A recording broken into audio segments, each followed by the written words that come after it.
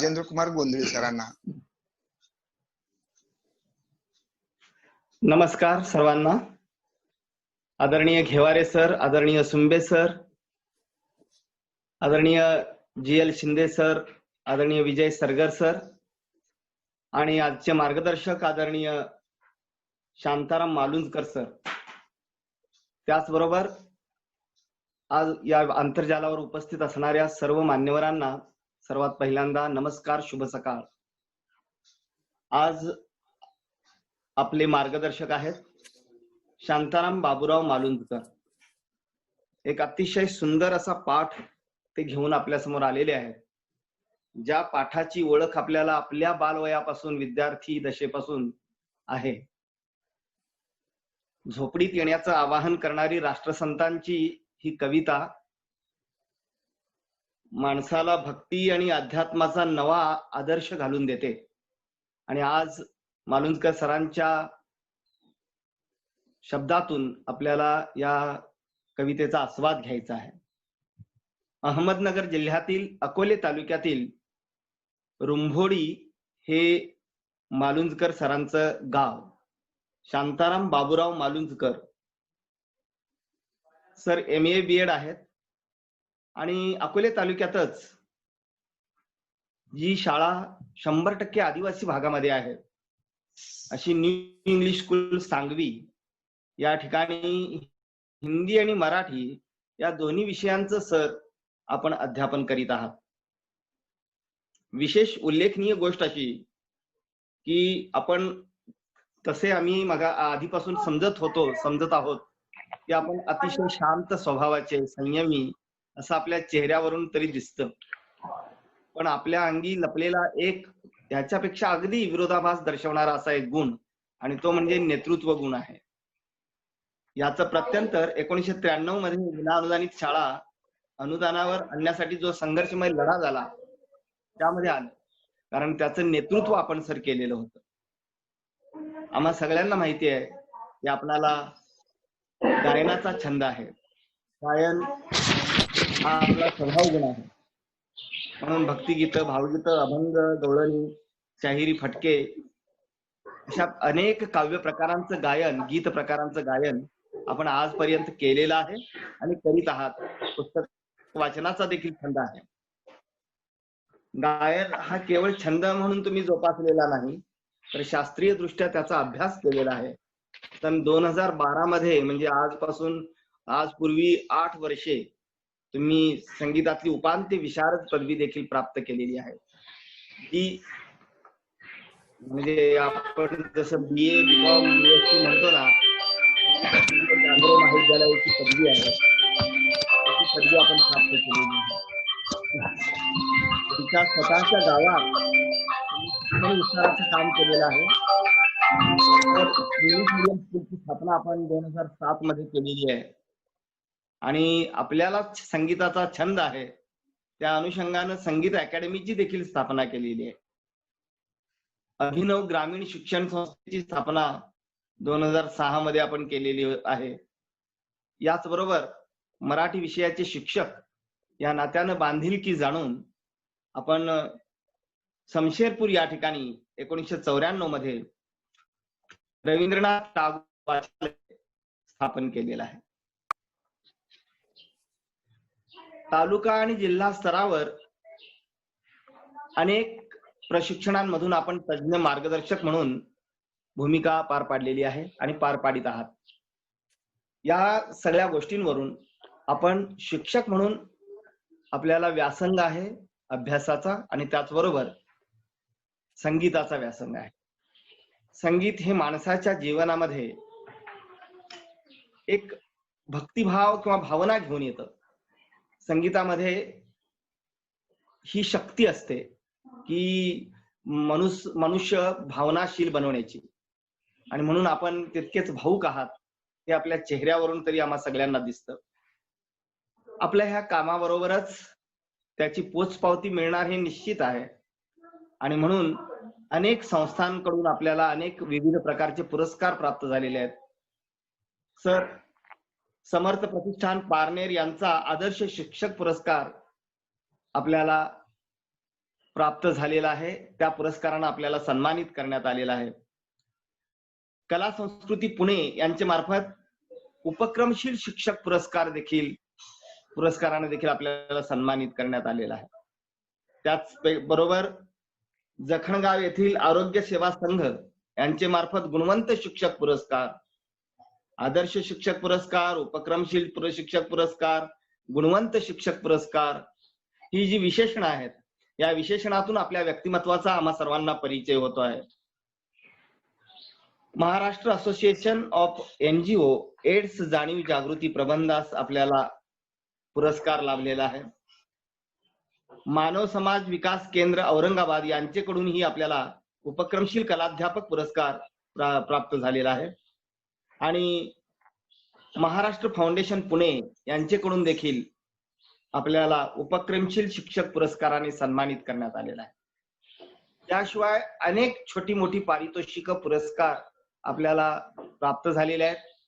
Sir, आपला व्यासंग, आपला छंद आणि त्याचबरोबर आपली सामाजिक बांधिलकी, त्याचबरोबर आपल्याजवळ असलेला नेतृत्व गुण ह्या सर्वांचा एकत्रित परिणाम म्हणजे हे सगळे आपल्याला मिळालेले पुरस्कार. आपला पहिल्यांदाच या पुरस्कारांच्या बद्दल आपलं सर्वांच्या वतीनं हार्दिक अभिनंदन करतो सर, आणि आपणास आजच्या मार्गदर्शनाबद्दल शुभेच्छा देखील व्यक्त करतो. आणि आदरणीय घेवारे सरांच्या परवानगीनं आपणाला विनंती करतो की या झोपडीत माझ्या असं आवाहन आमच्या बरोबरच सर्व श्रोत्यांना आणि सर्व माणसांना आपण करावं अशी विनंती आहे. धन्यवाद. धन्यवाद. आदरणीय शांताराम मालुंजकर सरांच्या झोपडीत आपण सारे जाऊयात आणि त्यांच्या सुश्राव्य अशा मार्गदर्शनाचा लाभ घेऊयात. आदरणीय मालुंजकर सर. धन्यवाद सर. महाराष्ट्र अध्यापक, मराठी अध्यापक इयत्ता 9वी पाठ्यक्रम आंतरजाल उपक्रमात आपले सर्वांचे मनपूर्वक स्वागत. या मालिकेत आज मला हे पुष्प गुंफताना मनस्वी आनंद होत आहे. तत्परी या उपक्रमाचे संपूर्ण नियोजन व्यवस्थितरित्या आपल्या समोर सादर करण्याचे कौशल्य ज्यांच्याकडे आहे ते मान्य भागवत घेवारे सर. आम्ही त्यांनी सक्त वॉर्निंग दिली, माऊली म्हणायचं नाही. परंतु आईने कितीही धपाटे टाकले तरी ती आईच आहे, एवढेच सांगतो. त्यांनाही धन्यवाद. इतर सर्व आयोजकांना धन्यवाद. सुंबे सर असतील आणि सर्व आयोजक ज्यांनी माझी आता ओळख करून दिली ते गोंधळी सर. मी सांगलीला प्रशिक्षण परिषदेला ज्यावेळेला गेलो होतो त्यावेळेला मी त्यांचं ऐकलं होतं. ज्ञान रचनावादावरची त्यांची पुस्तकही पाहिली, विकतही घेतली. त्याचप्रमाणे आपल्या समूहात अनेक अभ्यासक मंडळी आहे. डोंगले सर आहेत, Kalyan Kasture sir, Dongardev sir, Devidas Gurav sir, Bhole madam, Gole madam, Shalaka madam, सुषमाताई, अशा अनेक तज्ञ मंडळी समोर आज मला हे धनुष्य पेलायचं आहे. खरं म्हणजे ज्ञान असणं आणि ज्ञान व्यक्त करणं याच्यात खूप फरक आहे. व्यक्त करायला सगळ्यांना जमेल असं नाही, मिळवायला जमेल पण व्यक्त करायला जमेल असं नाही. आपल्यापैकी बरीच मंडळी या व्यक्त करण्यामध्ये वाकबगार आहे. असो तरी पण आपल्या पुढे मी बापडा जेवढं काही जमेल त्या पद्धतीने आपल्या समोर व्यक्त होण्याचा प्रयत्न करणार आहे. आजची ही जी कविता आहे इयत्ता 9वीच्या अभ्यासक्रमातील भाग 2 मधील 6वी कविता आणि राष्ट्रसंत तुकडोजी महाराज यांची कविता या झोपडीत माझ्या.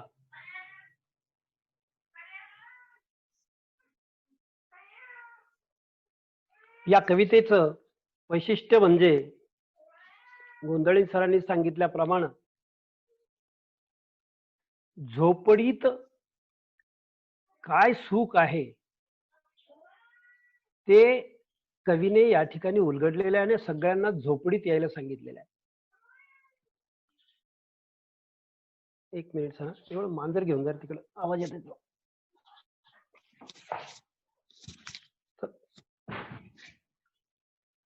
डिस्टर्बन्स खूप आहेत सर, मला घर मोठा आहे, कुटुंब परिवार मोठा आहे, मांजरा सहित आहे.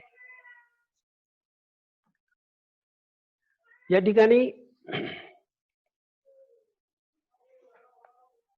कवी परिचय देत असताना मला राष्ट्रसंत तुकडोजी महाराज यांचे नाव, पूर्ण नाव माणिक बंडोजी इंगळे आणि ठाकूर असे आडनाव त्यावेळेला प्रचलित होतं. त्यांचा जन्म 30 एप्रिल 1909 मध्ये झाला. जन्मस्थळ यावली, जिल्हा अमरावती या ठिकाणी. त्यांच्या आईचं नाव मंजुळाबाई. त्यांनाही अगदी लहानपणापासून, दुसरीपासून, इयत्ता दुसरीला होते तेव्हापासून भजन, गायन, खंजिरी वादन या गोष्टींचा छंद लागलेला होता. शिक्षण, त्यांचं प्राथमिक शिक्षण झालेलं होतं आणि त्यांच्या गुरुचं नाव जे आहे ते अडकोजी असं त्यांचं नाव होतं. त्यांचं निर्माण 11 ऑक्टोबर 1968 साली झालं. म्हणजे कविवर्य अलीकडच्या काळातील आहे. मी असं सांगू इच्छितो, त्यांचं नाव तुकड्या, बंड्या, चांदूर बाजारच्या सरकारी मराठी शाळेमध्ये त्यांचं शिक्षण झालं. त्यांना तुकड्या म्हणायचे, बंड्या म्हणायचे त्यांचे मित्र दोस्त मंडळी. चांदूर बाजारच्या सरकारी शाळेत नंबर 7च्या रजिस्टर नुसार 551 नंबर प्रवेश क्रमांकावर त्यांची नोंद आहे. त्यानुसार जन्मतारखेमध्ये थोडीफार तफावत आहे, परंतु हे अलीकडच्या काळातील राष्ट्रसंत आहे. आणि संत आणि राष्ट्रसंत ही जी मंडळी आहे, यांनी जगाला, सर्वसामान्य माणसाला जीवनाचा मार्ग, जगण्याचा मार्ग सांगितलेला आहे. त्यांना धार्मिक ग्रंथांचे वाचन करण्याचा छंद होता.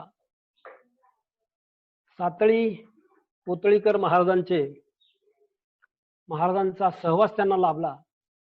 त्यांच्याकडील धार्मिक ग्रंथांचे वाचन इयत्ता दुसरीपासून ते करत होते. गायन कला ते भारती बुवांकडून कमी कालावधीमध्ये शिकून घेतली त्यांनी. त्यांचे गायन कलेचे गुरु भारती बुवा. त्याचप्रमाणे एक वेळेला असा अनुभव आलेला होता की महादेवाच्या मंदिरामध्ये पुजाऱ्यांकडून ते अपमानित झाले होते.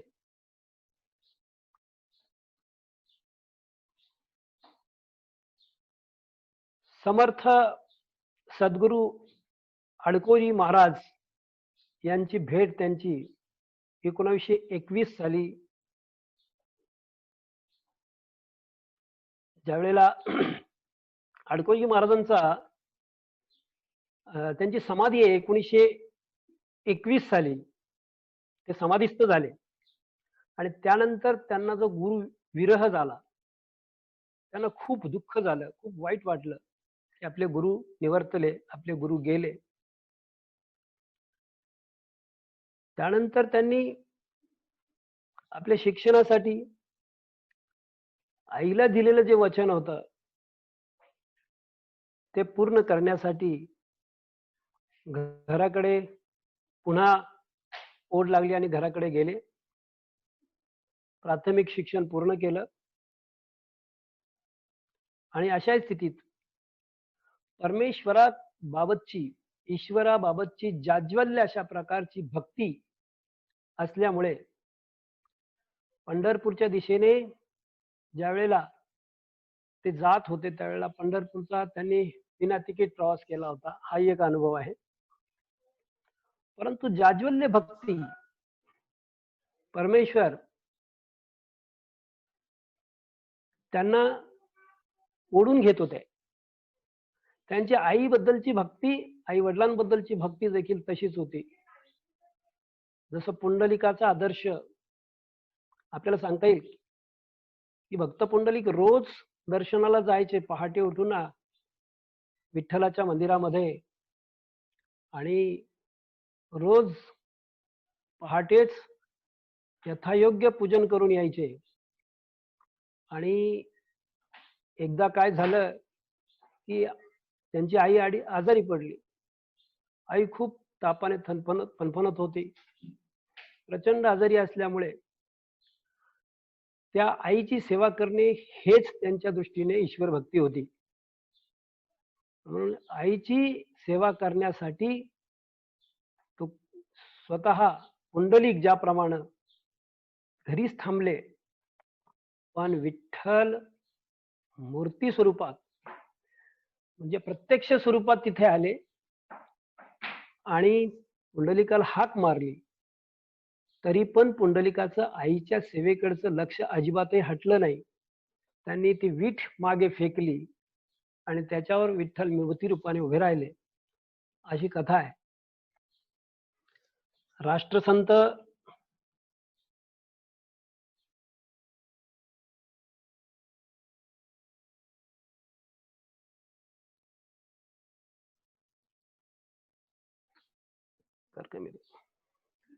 हॅलो, येतो सर फोन आवाज. येत होता त्याच्यामुळे हा हा हा फोन आला होता, डिस्टर्बन्स झाला. हो. राष्ट्रसंत तुकडोजींचे जीवन कार्य जर आपण पाहिलं त्याच्या पुढची, तर त्यांनी 20 फेब्रुवारी 1925 मध्ये गृहत्याग केला. जीवनात विरक्ती आली आणि विरक्ती आल्यानंतर असं विरक्त होऊन रामटेकच्या रामदिघी अरण्यात त्यांनी प्रयाण केलं आणि हिंस्र अशा प्रकारच्या श्वापदांच्या प्राण्यांच्या सहवासात तपश्चर्येला त्यांनी सुरुवात केली. त्या ठिकाणी तपश्चर्या केली रामदिघीच्या अरण्यामध्ये. चंद्रपूर जिल्ह्यातील भटकंती त्यांची ताडोबा, गोकुंदा या ठिकाणचे अनेक अनुभव आहेत त्यांना आलेले. आदिवासींचे जीवन आणि हाल अपेष्टा त्यांनी अतिशय जवळून पाहिल्या. पूर्वी आपण मंत्रतंत्रावर जे काही चालायचं आणि ते खरंही होतं काही अंशी बऱ्याच वेळा, त्या फकीरांचे मंत्रतंत्र त्यांनी जवळून पाहिलेले, अनुभवलेले आहेत. त्यांना प्रचंड व्यासंग होता. खूप अशा प्रकारचे धार्मिक ग्रंथांचं, आध्यात्मिक ग्रंथांचं त्यांनी वाचन केलं होतं. त्यांना केवळ समाज सुधारणा नाही तर राष्ट्र सुधारण्याचं वेड लागलेलं होतं. म्हणून त्यांना राष्ट्र संत आपण म्हणतोय खऱ्या अर्थानं. जीवनाचा अर्थ ज्यांनी समजून सांगितला, त्याचप्रमाणे ज्यांनी जगण्याचा मार्ग आणि आपल्या आचरण आणि कृती ही एकच आहे असं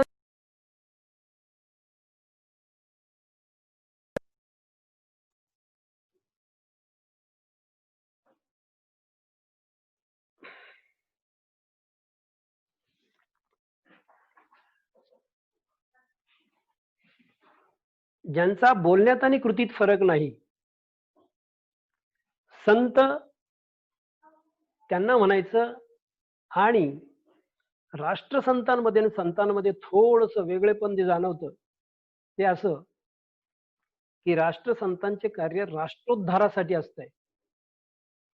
त्यांनी राष्ट्राच्या उद्धारासाठी कार्य केले आहे आणि राष्ट्रीय मूल्य आपल्या साहित्याच्या माध्यमातून, आपल्या कृतींच्या माध्यमातून त्यांनी रुजवले. त्यांना आपण राष्ट्रसंत म्हणतो. या झोपडीत माझ्या या कवितेतून खूप चांगला अशा प्रकारचा आशय व्यक्त होतो आहे. तुकडोजी महाराज सांगतायत की ईश्वर मंदिरात नसून दीनदुबळ्यांच्या घरात राहतो. ईश्वर मंदिरात नसून दीनदुबळ्यांच्या घरात राहतो. लोकांमधील अज्ञान, अंधश्रद्धा दूर करण्याचा प्रयत्न त्यांनी केला आहे. आता इथे आपल्याला त्यांच्याच तत्कालीन अशा प्रकारचे संत, राष्ट्रसंतच म्हणायचं, संत गाडगे बाबांची आठवण येते. त्यांनी देखील समाजातील अज्ञान आणि अंधश्रद्धा नष्ट करण्याचा प्रयत्न आपल्या विविध प्रकारच्या कीर्तनातून केला आहे. गोपाला गोपाला देवकी नंदन गोपाला अशा प्रकारचं भजन गात, ठिकठिकाणी गावोगावी जात त्यांनी या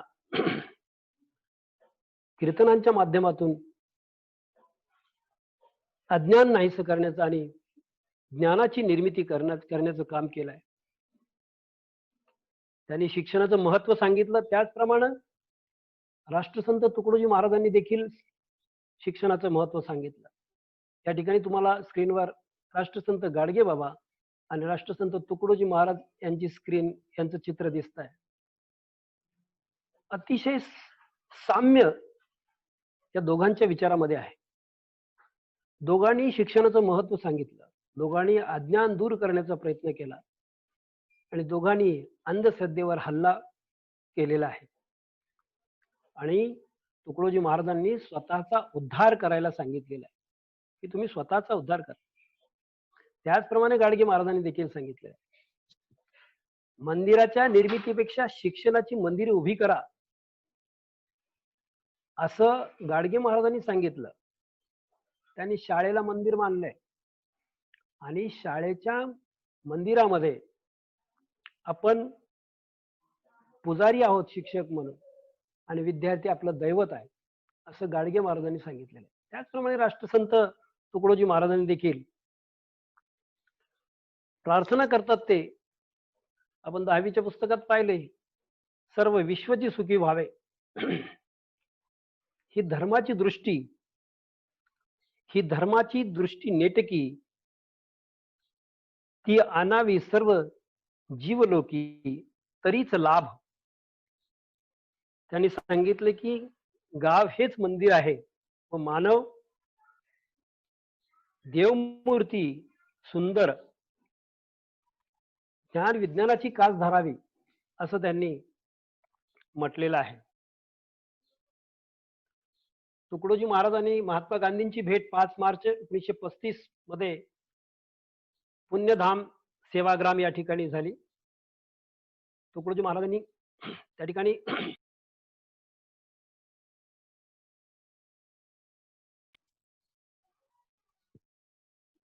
महायज्ञ केला, लाखो लोकांना अन्नदान केलं. त्यावेळेला खऱ्या अर्थाने मगाशी मी सांगितल्याप्रमाणे तुकडोजी महाराजांना काही आरोप पण झाले की बुवाबाजी करतात. महात्मा गांधींकडे लोकांनी तक्रार केली. गांधीजींची भेट झाली, तुकडोजी बुवाबाजी करतात असं सांगितलं गेलं गांधीजींना, आणि गांधीजींनी त्यावर काय सांगितलं की ते बुवाबाजी करीत नसून या गोष्टीने ते विरोध करतायत, असे एकाच दृष्टिक्षेपात त्यांनी सांगितलं. गांधीजींना तुकडोजी महाराज समोर दिसल्यानंतर आणि त्यांचे विचार ऐकल्यानंतर ते लगेच लक्षात आलं. त्यानंतर कालांतरानं काही दिवसांनी महात्मा गांधींनी तुकडोजी महाराजांना निमंत्रण दिलं की तुम्ही सेवाग्रामला या. त्यांना सेवाग्रामला बोलून घेतलं. 1 महिना तुकडोजी महाराज सेवाग्राम मध्ये राहिले. अनेक अशा प्रकारच्या सेवाग्राम मध्ये असलेल्या समाज सुधारकांबरोबर त्यांची चर्चा झाली, मंथन झाली.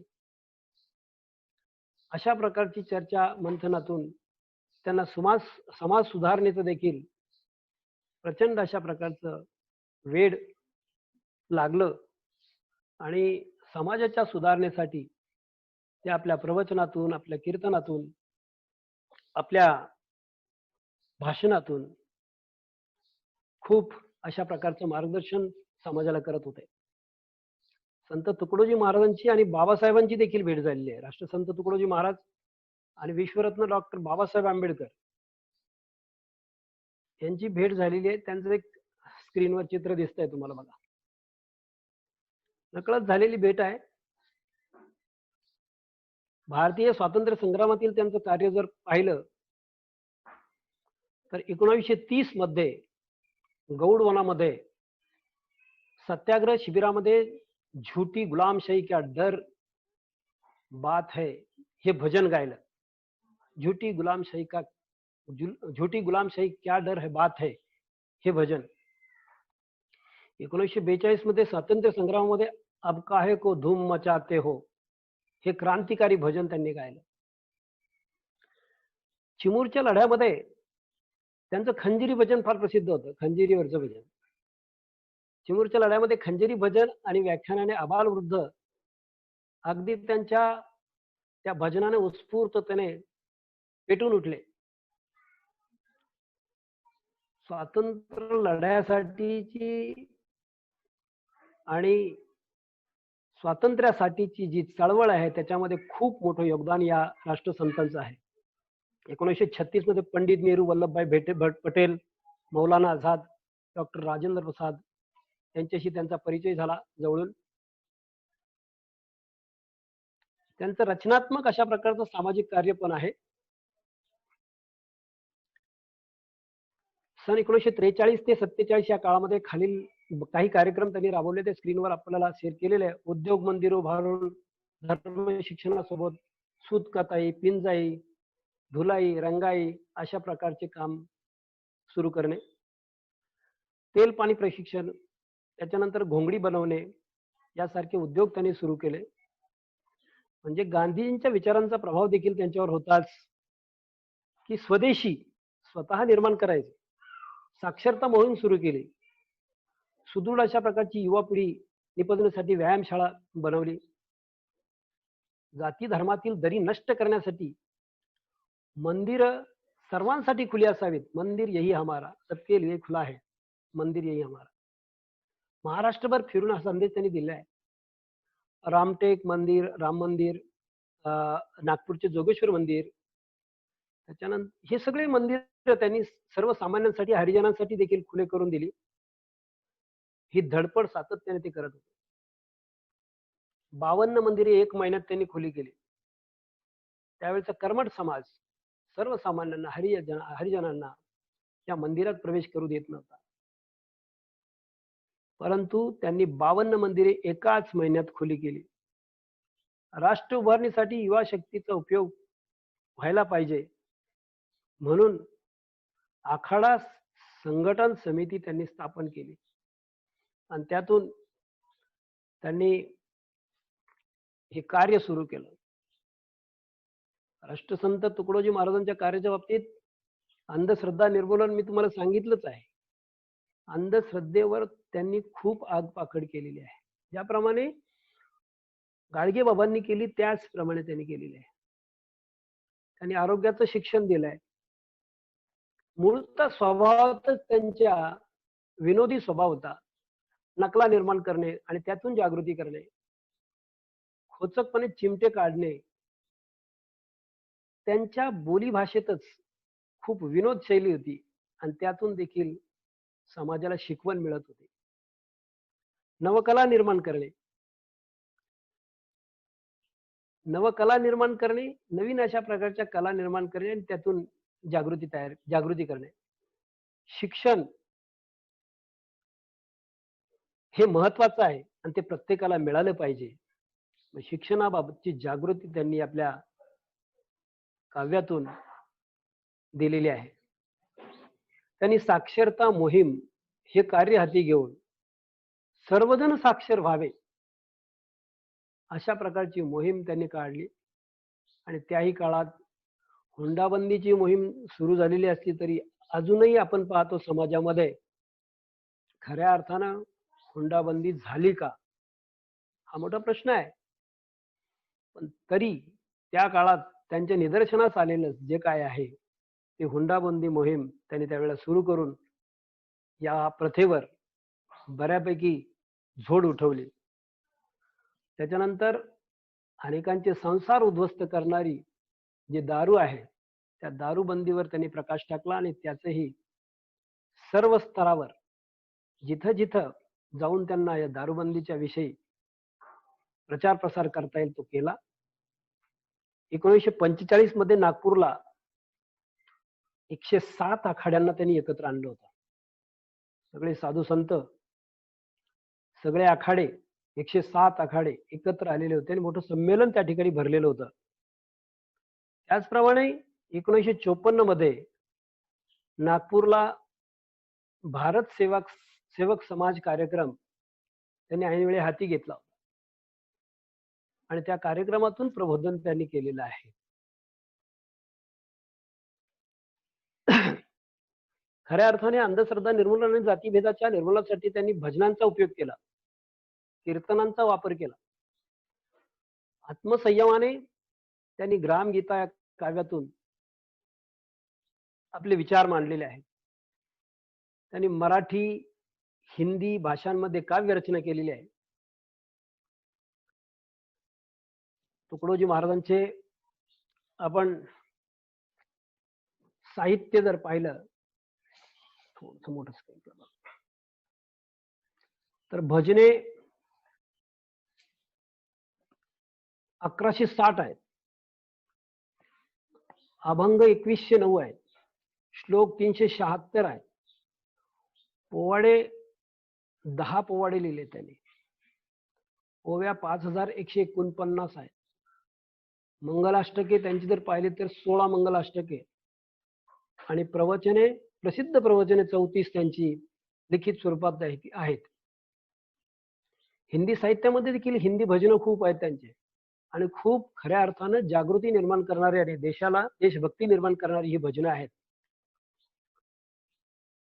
2669 भजनं, 2369 भजनं, बरखा आहेत 1746. त्याच्यानंतर सद्विचार आहेत त्यांचे 1517, श्लोक 8 आणि भगवद्गीतेचा दुसरा अध्याय त्याचा अनुवाद आहे, आरत्या आहेत, स्वागत गीता आहेत, सुविचार आहेत, असं प्रचंड अशा प्रकारचं लेखन श्री गुरु महिमामृत यांचं 32 ओळीचं आहे आणि 600 मराठी आणि भाषणे किंवा लेख आपल्याला पाहायला मिळत आहेत. अभंग, भजने, ग्रामगीता 41वा अध्याय आणि गद्य वाङ्मय यात व्याख्यान, प्रवचन आणि भाषण, पत्र यांचा समावेश आपल्याला आढळून येतो. त्याचप्रमाणे त्यांच्या मराठी भजनांमधली काही भजनं आणि त्या अनुषंगाने जी मला माहिती आहे आणि मी बऱ्याच वेळा ऐकलेली आहेत. भेद ल्यायला जाऊ जगाचा, असं एक भजन आहे. जगशील कसा तू सांग गड्या, हे एक भजन मला आवडतं. पाहतोस अंत काय नंद नंदनारे, हे एक खूप छान भजन त्यांचं आहे. पाहतोस अंत काय नंद नंदनारे, दीन आम्ही घाबरलो भावचक्री रे. आणि आणखी एक मी नेहमी भजनातून देखील गात असतो ते गीत आहे, कधी येशील मनमोहना पाहण्या भारत आपुला पुन्हा. संपूर्ण भारताकडे लक्ष दिल्यानंतर किंवा सामाजिक स्थिती आणि संपूर्ण परिस्थिती पाहिल्यानंतर त्यांना जे सुचलं, त्यांना जे वाटलं ते त्यांनी या भजनातून म्हटलेलं आहे. कधी येशील मनमोहना पाहण्या भारत आपुला, या भारताला पुन्हा पाहण्यासाठी ये मनमोहना, ईश्वरा तू कधी येशील, काय स्थिती झालेली आहे या भारताची हे दाखवण्यासाठीच हे गीत त्यांनी लिहिलेलं आहे. हिंदी गीतांमध्ये तूने सेवा ही न किया है सुंदर दिखता है तो क्या, असं एक गीत आहे. सुहागन तीर्थ करने चली, सुहागन तीर्थ करने चली, आणि आओ सुंदर देश बनावो, अपना अपना देश बनावो, हे एक त्यांचं गीत खूप प्रसिद्ध आणि चांगलं आहे, गेय आहे. भक्ती आणि अध्यात्माचा संवाद जिथे झालेला आहे ते साहित्य म्हणजे तुकडोजी महाराजांचं साहित्य आहे. गरिबीत देखील समाधान मानलं आणि भौतिक सुखाच्या पाठीमागे नाही लागलं तर आपण किती आनंदात आणि सुखात राहू शकतो याचं जाज्वल्य उदाहरण तुम्हाला सगळ्यांना झोपडीत बोलून ते करत आहे. या झोपडीत माझ्या तुकडोजी महाराजांनी येवल्याशा लहानशा झोपडीतही सुख शांती आनंद नांदत असतो आणि अगदी मोठ्या मोठ्या महालात देखील राजवाड्यात तसेच हवेलीमध्ये किंवा मोठ्या बंगल्यात देखील जी सुखे आहेत ती सुखे माझ्या झोपडीत मला प्राप्त होतात. या झोपडीतल्या वैभवाचं वर्णन विविध उदाहरणे देऊन राष्ट्रसंत तुकडोजी महाराजांनी या कवितेमध्ये केलेलं आहे. अतिशय सुंदर अशी कविता आहे आणि या कवितेमध्ये राष्ट्रसंत तुकडोजी महाराजांनी भौतिक सुखापेक्षाही नैसर्गिक आणि आपल्या झोपडीतलं गरिबीतलं जे सुख आहे या सुखाचं वर्णन करत असताना खऱ्या अर्थाने आध्यात्मिक संवाद साधलेला आहे.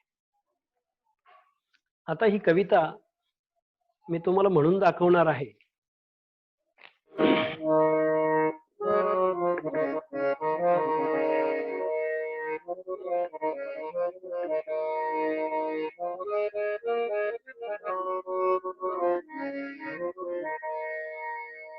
या जो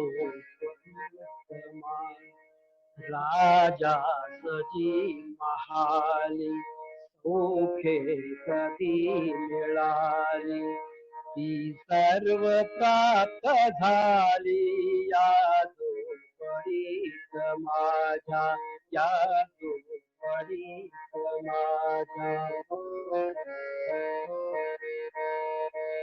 भूमीवरी पडावे ताऱ्यांकडे पहावे भूमीवरी पडावे ताऱ्यांकडे पहावे रघुणामणीत गावे या झोपडीत माझ्या या झोपडीत माझ्या. पाहणे आम्ही तिजोऱ्या त्यातून हो दोऱ्या पाहणे आम्ही तिजोऱ्या त्यातून हो दोऱ्या दारास नाही दोऱ्या या झोपडीत माझ्या या झोपडीत माझ्या. जातात या महाला मज्जाव शब्द आला जातात या महाला मज्जाव शब्द आला भीतीन याला या झोपडीत माझ्या या झोपडीत माझ्या.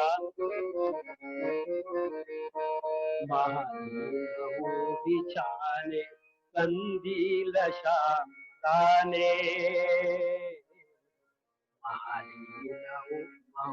बिछाने कंदील शामदाने आमा जमीन माने या झोपडीत माझ्या आमा जमीन माने या झोपडीत माझ्या या झोपडीत माझ्या या झोपडीत माझ्या. येता तरी सुखे या जाता तरी सुखे जा येता तरी सुखे या जाता तरी सुखे जा कोणावरी ओजा या झोपडीत माझ्या या झोपडीत माझ्या.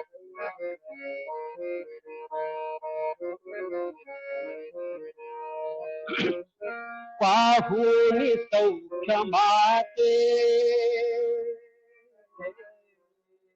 पाहुनी सौख्य माते, देवेंद्र तोही लाजे, पाहुनी सौख्य माते, देवेंद्र तोही लाजे, शांती सदा विराजे या जोडी माझ्या, या जोडी माझ्या, राजा श्री महान सौख्य करी मिळाली, ती सर्व प्राप्त झाली या जोडी माझ्या, या जोडी माझ्या, या जोडी माझ्या. या कवितेचा भावार्थाकडे आपण जाऊया. एखाद्या राजाला महालात जी सुख मिळाली असतील किंवा मिळतात, ती सर्व सुखे माझ्या या झोपडीत आहेत, म्हणून माझ्या झोपडीत या.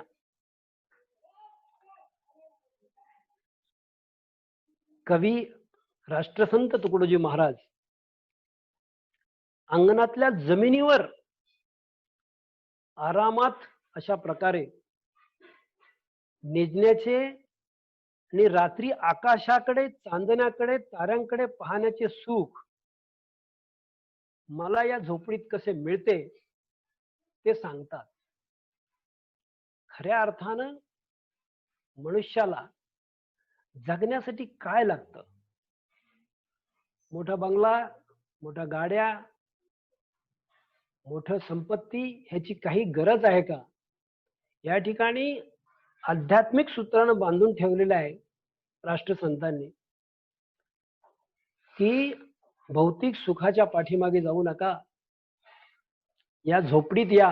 या झोपडीत सगळं काही आहे आणि काहीही या झोपडीत तुम्हाला उद्या जगण्यासाठी राहणार नाही. अंगणातल्या जमिनीवर देखील निजण्याने तुम्हाला चांदणी दिसणार आहेत, निसर्गाचं सौंदर्य पाहायला मिळणार आहे आणि हे सुख तुम्हाला इथे मिळणार आहे झोपडीमध्ये. आणि असं असून तुम्हाला ईश्वर चिंतन, देवाचे भजन, नामस्मरण करत करत या झोपडीमध्ये मी किती आनंदात राहतो, म्हणून या झोपडीत या, असं त्यांनी सांगितले. कारण महालांमध्ये, तिजोऱ्यांमध्ये धन साठवलेले असते आणि ते धन चोरी जाऊ नये, त्याच्यावर डाका पडू नये, त्याच्यावर दरोडा पडू नये म्हणून या संपत्तीच्या रक्षणासाठी रक्षक ठेवलेले असतात. मोठमोठ्या बंगल्यांच्या, मोठमोठ्या कंपन्यांच्या, मोठमोठ्या उद्योगांच्या समोर, बँकांच्या समोर हे रक्षक पहाऱ्यासाठी ठेवलेले असतात. आणि असे असताना देखील तेथे चोऱ्या होताना आपण पाहतो. तिथे देखील चोऱ्या होतात आणि चोरी संपत्तीची होते, पैशाची होते.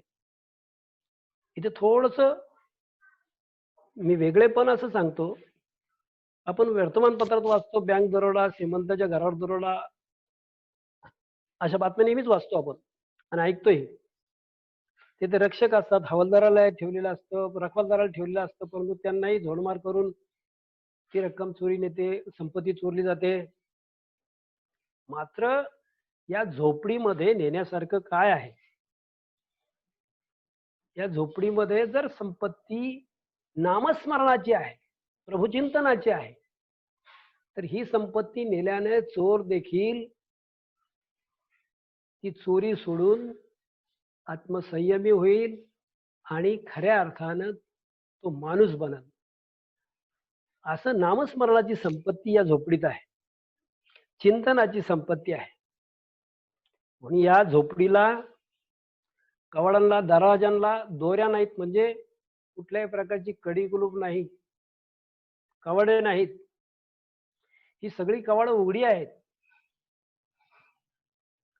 आणि अशा या झोपडीला कुठल्याही प्रकारचे चोरीचे भय नाही. उलट आनंदच आनंद आहे, सुख आहे, समृद्धी आहे. चोरण्या इतपत दौलत नसल्यामुळे झोपडीला पहारे देखील नाहीत. या झोपडीला कोणी रक्षक ठेवण्याची गरज नाही. या झोपडीला कोणी रखवालदार ठेवण्याची गरज नाही. आणि म्हणून प्रभुनामाची संपत्ती या झोपडीमध्ये आहे. चोर जरी आला तरीही संपत्ती, प्रभुनामाची संपत्ती तो चोरू शकत नाही, कारण त्याची इच्छा वेगळी संपत्ती चोरण्याची असते. आणि जर त्यांनी ही संपत्ती चोरलीच तर चोराचंही कल्याण होईल. राजवाड्यात परवानगी शिवाय शिरकाव होत नाही, नाही का?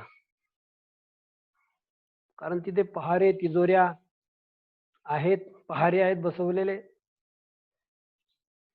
आणि म्हणून परवानगी शिवाय तिथे शिरकाव नाहीये. मज्जाव शब्द आलेला आहे, अटकाव, नाही का? या माझ्या झोपडीमध्ये येण्यासाठी भीती वाटणार नाही, पण तुम्हाला राजवाड्यात जायला भीती वाटेल, तिथे रक्षक आहे, हवालदार आहे, आज कसं जाऊ? पण माझ्या झोपडीमध्ये येण्यासाठी तुम्हाला भीती वाटणार नाही. झोपडीत सर्वांच्या आनंदाने स्वागत आहे. या झोपडीत या आणि अतिशय सुख संपन्न व्हा. तुम्हाला सर्व काही सुख या माझ्या झोपडीमध्ये प्राप्त होईल, असं कवीने म्हटलेलं आहे. महालामध्ये आरामासाठी खूप सुंदर सुंदर बिछाने आहेत. त्याचप्रमाणे आरामासाठी मऊ मऊ बिछाने आहेत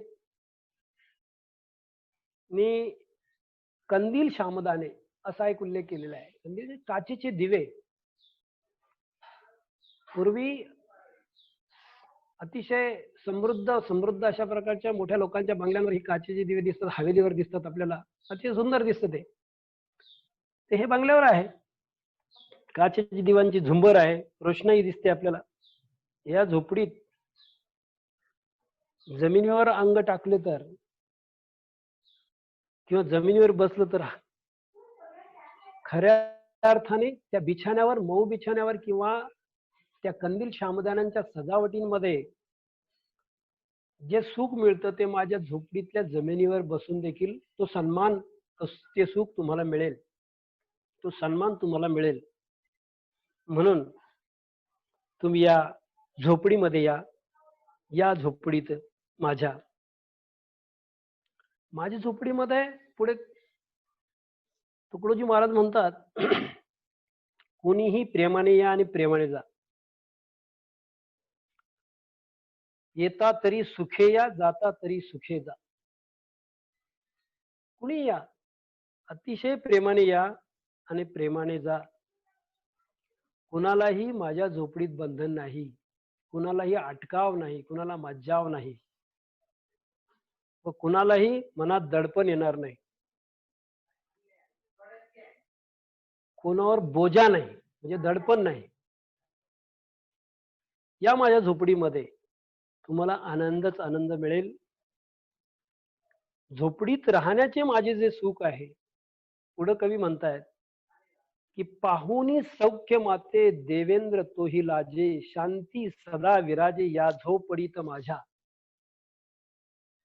कवी असं म्हणतायत की माझ्या झोपडीतलं इतकं सुख पाहून देवांचा राजा इंद्र याला देखील लाज वाटते, तोही लाजतोय, शरमतोय, आणि त्याला हेवा वाटतोय माझ्या सुखाचा.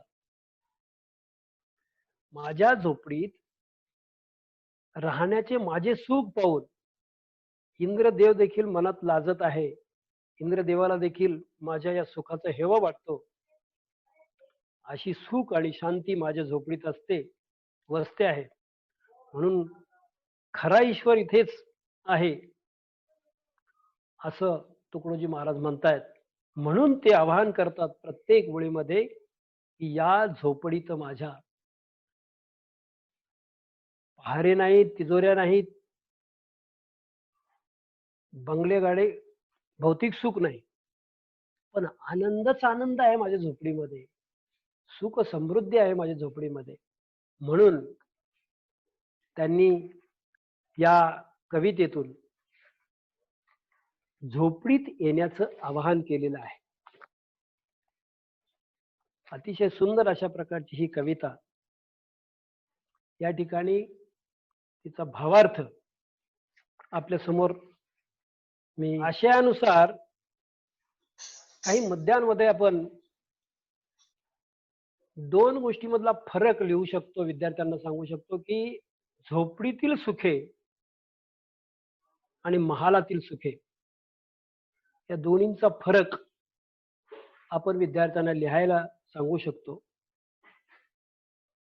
त्याच्यानंतर श्यामदाने हे उत्तर येईल असा प्रश्न आपण विद्यार्थ्यांना तयार करायला सांगू शकतो, किंवा तिजोरी हे उत्तर येईल असा प्रश्न आपण तयार करायला सांगू शकतो, किंवा व्याकरणिक दृष्ट्या रसग्रहण करण्यासाठी आपण पाहुनी सौख्य माते देवेंद्र तोही लाजे, शांती सदा विराजे या झोपडीत माझ्या या ओळीचं आशय सौंदर्य आपण लिहायला सांगू शकतो. महालातील सुखे व झोपडीतील सुखे यांची मार्मिकपणे तुलना पण आपण करू शकतो. त्याच्यानंतर झोपडीत देवेंद्र इंद्रदेवाला लाजविल अशी सुखाची अनुभूती जे मिळते त्या संबंधी आपण विद्यार्थ्यांना प्रश्न विचारू शकतो. भाषिक वैशिष्ट्ये जर आपण या कवितेची पाहिली तर आशयाला साजेसा अशा प्रकारचा ओवी छंद या प्रकारात ही कविता आहे. गायनासाठी आकर्षित करणारी ही कविता आहे. तीनही चरणामध्ये यमक साधलेले आहेत.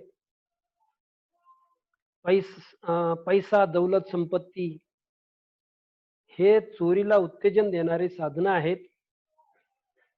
मात्र गरिबाच्या झोपडीत आणि मनातील निर्मळ भाव त्यास कसा अभय देतो हे अतिशय सोप्या भाषेत कवीने एक संदेश दिलेला आहे. ओवी हा छंद प्रकार सहजपणे गाता येतो, म्हणता येतो आणि तो नेहमी गुणगुणावा असा वाटतो. प्रत्येक ओवीचा शेवट कवीने या झोपडीत माझ्या अशा प्रकारचा केलेला आहे आणि त्याच्यामुळे या कवितेचा आशय समजायला अगदी कोणालाही सोपा जातो. मान्यश्री राजेंद्र गोंधळी सर म्हटल्याप्रमाणे ही कविता खऱ्या अर्थानं आपण लहानपणापासून ऐकतोय आणि ती कानावर आलेली आहे लहानपणापासून. या झोपडीत माझ्या या शब्दाने एकाच वेळी दोन प्रकारची व्याकरणिक वैशिष्ट्ये या सार्वनामिक विशेषण पण आहे आणि क्रियापद पण आहे. या दोन्ही अंशाने हे वापरलेलं आहे, दोन्ही अंगाने वापरलेलं आहे. अशा प्रकारे आपण विद्यार्थ्यांना माहिती देऊ शकतो. त्याचप्रमाणे झोपडी व महाल यांच्यातील संवादाची कल्पना आपण करू शकतो. संवाद लेखन करा. झोपडी काय म्हणते, महाल काय म्हणतोय, ते स्क्रीनवर आपण दाखवलं होतं मगाशी त्या पद्धतीने.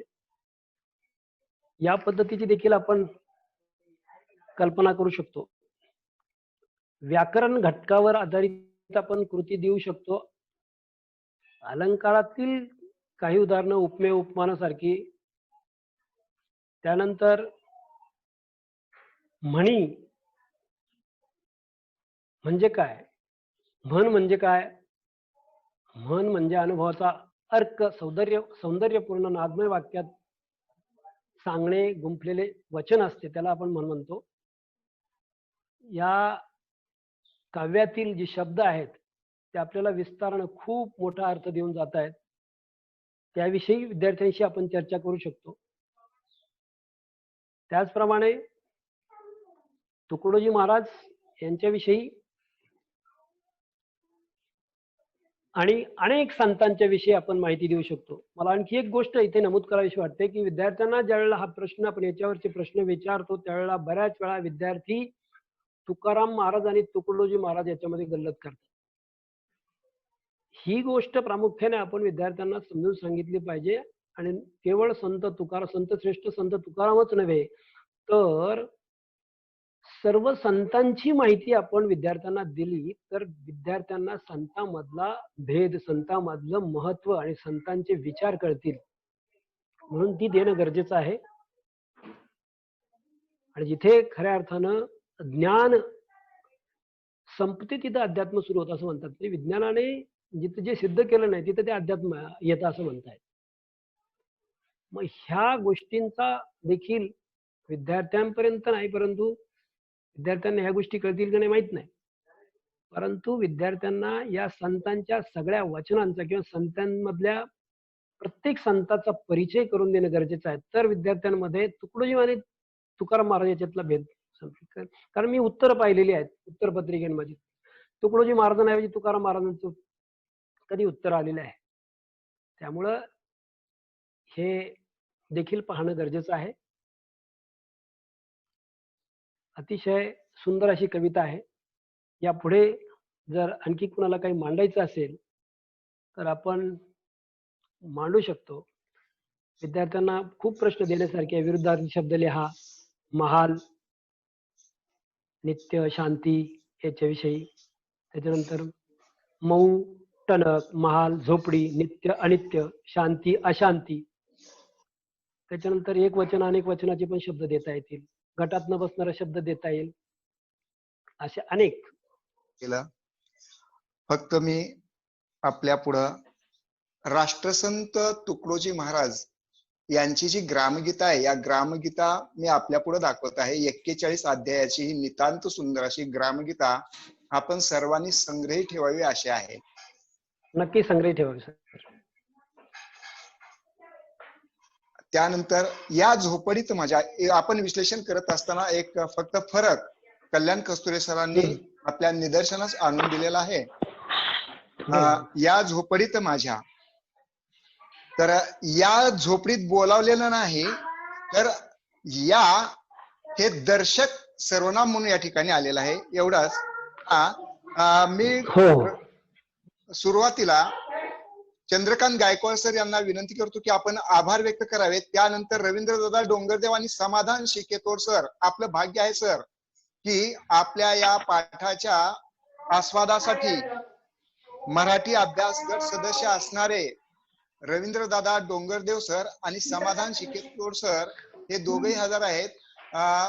चंद्रकांत गायकवाड सर यांनी आभार व्यक्त केल्यानंतर रवींद्रदादा डोंगरदेव हे प्रथम बोलतील. त्यानंतर समाधान शिकेतोर सर आपण हँड राईज करा म्हणजे मी तुम्हाला अनम्यूट करतो. नमस्कार दोघांनाही सर. नमस्कार सर. नमस्कार. घ्यावर सर आवाज येतोय? येतो. येतो. काय अडचण? तुमचा हा चालू करा व्हिडिओ. Okay okay okay.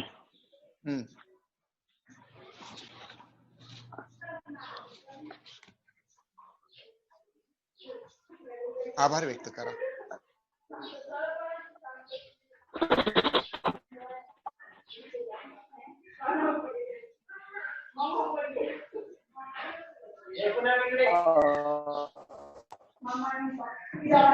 आज मराठी अध्यापक महाराष्ट्र यांच्या या 9वीच्या अभ्यासक्रमावरती होत असलेल्या कार्यक्रमासाठी आज आपल्याला सुसराव्या अशा पद्धतीच्या संत तुकडोजी महाराजांच्या एका काव्याचा आस्वाद ज्यांच्या सुमधुर वाणीतून आपल्याला अनुभवता आला ते आदरणीय शांताराम मालुसकर सर यांनी अतिशय सुंदर अशा पद्धतीचं विवेचन आपल्या सर्वांना ऐकू घातलं. त्याबद्दल मराठी अध्यापकच्या वतीनं मी मालुसकर सरांचे आभार व्यक्त करतो. आणि मला वाटतं की इतकाच पद्धतीचा विचार ठेवा संत तुकडोजी महाराजांनी या भूमीमध्ये पेरून ठेवलेला आहे. अतिशय सोप्या आणि सुंदर अशा पद्धतीच्या ओव्यांमधनं हा लोकांपर्यंत लोकजागृतीसाठी केलेलं अद्वितीय अशा पद्धतीचं काम आहे असं म्हणावंसं वाटतं.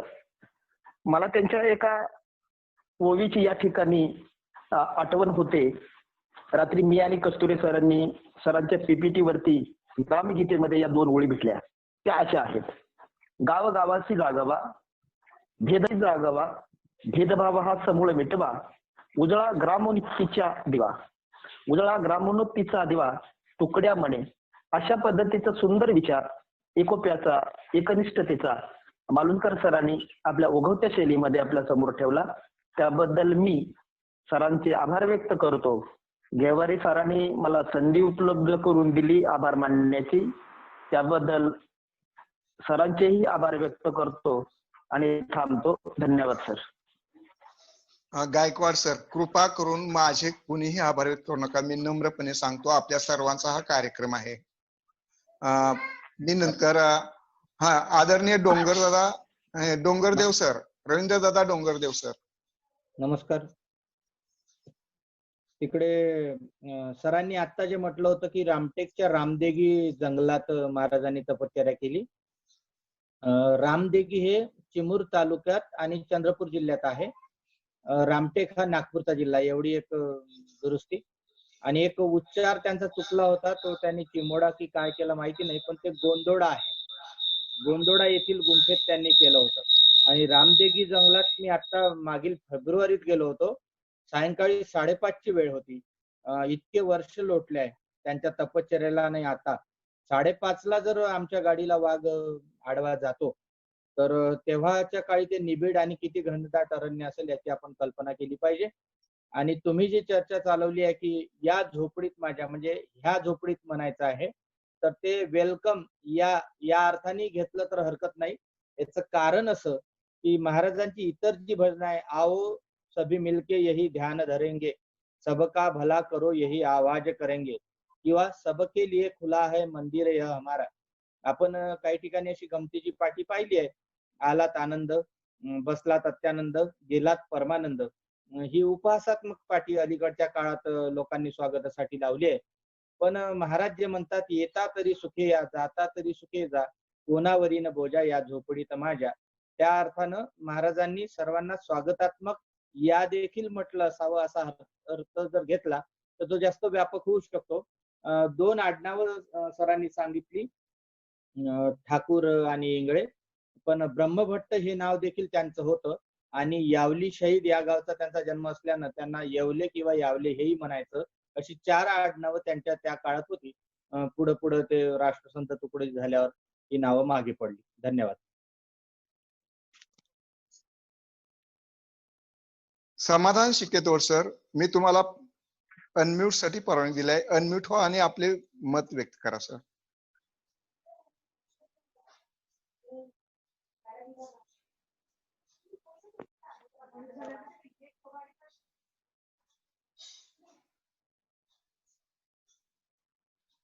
समाधान शिकेतोड सर, अनम्यूट व्हा, माईक चालू करा. खालच्या बाजूला जे बटन आहे माईक. ओके. ओके. सर्वांना नमस्कार.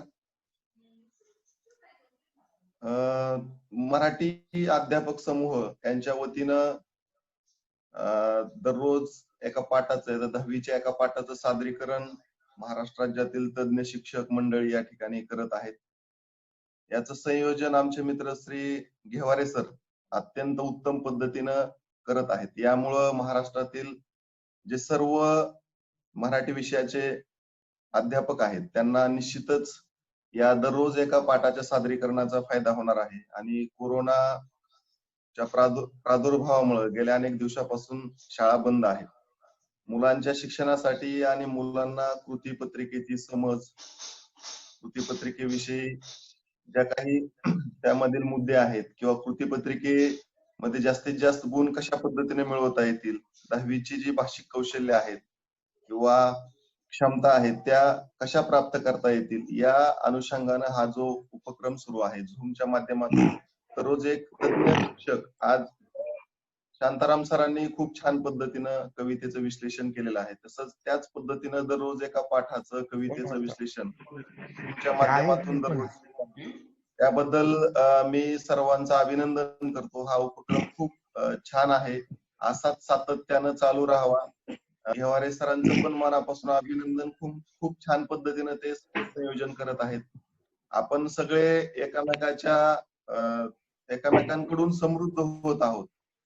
म्हणजे एका कवितेचं एका पाठाचं सादरीकरण जरी झालं तरी आपल्याला अनेक नवीन बाबी त्यातल्या समजून येत आहेत की मुलांसोबत काम करताना, मुलांना त्याचं विश्लेषण सांगताना सर्वांनाच त्याचा निश्चितच फायदा होणार आहे. त्याबद्दल मी सर्वांचं अभिनंदन करतो. गेवाडे सरांना सुद्धा मनापासून शुभेच्छा देतो. धन्यवाद. आदरणीय समाधान शिकेतो इयत्ता 10वीवर मार्गदर्शन झालेलं आहे आणि आता आपण ही इयत्ता 9वी साठी मार्गदर्शन चालू केलेलं आहे. बर. एप्रिलच्या शेवटच्या आठवड्यापासून सोलापूर, उस्मानाबाद, नगर, सांगली, कोल्हापूर आणि जवळजवळ महाराष्ट्रात मुंबई जवळजवळ महाराष्ट्रातील सर्वच जिल्ह्यामधून ही इयत्ता 10वी साठी मार्गदर्शन मालिका आयोजित केल्यानंतर सर्वांनी एक इच्छा व्यक्त केली की 9वी साठी पण मार्गदर्शन मालिका असावी आणि त्यानुसार मग आपण ही मालिका चालू केलेली आहे. आता सध्या मार्गदर्शन मालिका चालू आहे 9वीची. आम्हाला अतिशय आनंद वाटला. रवींद्र दादा डोंगरदेव सर, समाधान शिके तोड सर हे मराठी अभ्यास गट सदस्य आपल्यामध्ये हजर राहिले. त्यांच्या शुभेच्छा आपल्यासाठी महत्वपूर्ण होत्या. आणि समारोप करण्यासाठी मी बोलवत आहे शेवटची प्रतिक्रिया गोंधळी सर. हा सर, नमस्ते. मालुंजकर सरांनी अतिशय सुंदर विवेचन केलं या कवितेबद्दल. कवितेचा अर्थ आणि व्याकरणिक वैशिष्ट्ये देखील खूप छान सांगितली.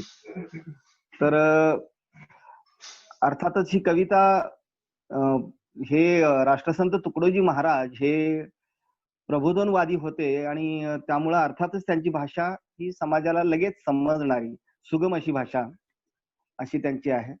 आणि या झोपडीत माझ्या ह्याबद्दल जे आपलं मगाशी बोलणं झालं, तर या झोपडीत माझ्या जर ते दर्शक सर्वनाम जर घेतलं तर तिथं बोलणारा हा त्रयस्थ राहतो. आणि या झोपडीत माझ्या असं आवाहन म्हणून जर घेतलं तर तो बोलणारा प्रथम पुरुषी होतो आणि कवितेमध्ये एक संवाद निर्माण होतो. त्यामुळं या स्वागत म्हणजे आता डोंगरदेव सर ज्याप्रमाणे म्हणाले त्याप्रमाणे स्वागत आहे तुमचं या झोपडीत माझ्या या झोपडीमध्ये असं आहे आणि तुम्ही या झोपडीत या, आस्वाद घ्या, असं संपूर्ण मानवजातीला आवाहन करणारं हे काव्य आहे असं जास्त उचित वाटतं असं मला वाटतं. शांत रसाची अनुभूती देणारं हे काव्य, भावकाव्य. अर्थातच तुकडोजी महाराजांना पहिल्यांदा तत्कालीन राष्ट्रपती डॉक्टर राजेंद्र प्रसाद यांच्याकडनं ही उपाधी प्राप्त झाली जेव्हा राष्ट्रपती भवनात त्यांनी भजन सादर केलं त्यावेळेला. यापेक्षा मी जास्त काही सांगणार नाही, पण मालुंजकर सरांनी खूप छान सांगितलंय. एक शेवटच्या अंतऱ्यामध्ये पाहुनी सौख्य माते, हा माते शब्द जो आहे तो जाणीवपूर्वक विद्यार्थ्यांना जरासं समजून दिला पाहिजे. कारण माते म्हटलं की ते आईला उद्देशून संबोधन आहे की काय असं मुलांना वाटतं, प्रथमदर्शनी कोणालाही वाटतं तसं. पण माते म्हणजे माझे या अर्थानं ते आहे, हे जाणीवपूर्वक सांगायला पाहिजे. हे एक. आणखी सर एकच मिनिटात एक अंतरा फक्त मला या ठिकाणी, कारण ह्या कवितेची एक अतिशय सुंदर चाल मालुंजकर सरांनी सादर केलीच आहे, चांगलीच चाल होती ती, पण मला एक त्यापेक्षा वेगळी सुंदर चाल अवगत आहे आणि ती एक अंतरा मी या ठिकाणी सादर करू इच्छितोय. राजा सजी महाली सौखे कधी मिळाली, राजा सजी महाली सौखे कधी मिळाली, ती सर्व प्राप्त झाली, ती सर्व प्राप्त झाली या झोपडीत माझ्या, राजा सजी महाली. भूमीवरी पडावे ताऱ्यांकडे पहावे, भूमीवरी पडावे ताऱ्यांकडे पहावे, प्रभुनाम नित्य गावे, प्रभुनाम नित्य गावे या झोपडीत माझ्या, राजा सजी महाली. धन्यवाद सर.